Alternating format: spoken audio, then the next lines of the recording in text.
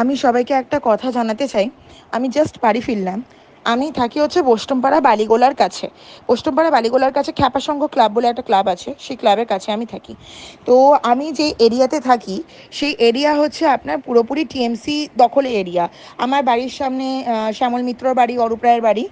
তো খুব দুর্ভাগ্যবশত আমি যখন ঘরে ফিরছি, আমার উডবি হাজব্যান্ডকে নিচে দুজন পার্টির লোক ধরে বলেন যে কী গো, কোথায় গেছিলে? তো আমার হাজব্যান্ড, উডবি হাজব্যান্ড যথাযথই বলেন যে আমরা মিছিলে গেছিলাম।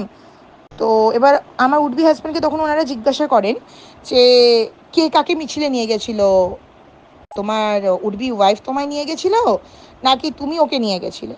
তখন আমার উডবি হাজব্যান্ড বলেন যে আমরা দুজনেই একসাথে গেছিলাম, কেউ কাউকেই নিয়ে যায়নি। তখন ওনারা আমাকে শাসাতে আসেন এবং শাসাতে এসে বলে যে আমি অ্যান্টি টিএমসি করছি, আর এভাবে যদি আমি অ্যান্টি টিএমসি করতে থাকি এর পরের নাম্বার আমার। এভাবে অলরেডি টিএমসি পার্টির লোক আমাকে শাসাতে শুরু করে দিয়েছে। এই পাড়া থেকে কেউ কেউ কেউ মিছিলে যায়নি। আমি এই পাড়ার মধ্যে যতজনকে চিনি, সেই চেনার মধ্যে কোনো চেনা মানুষ মিছিলে যায়নি। গেছি আমি একা। আমার যে ফ্ল্যাটে থাকি সেই ফ্ল্যাটে 22টা ঘরের মধ্যেও কেউ যায়নি, গেছি আমি একা।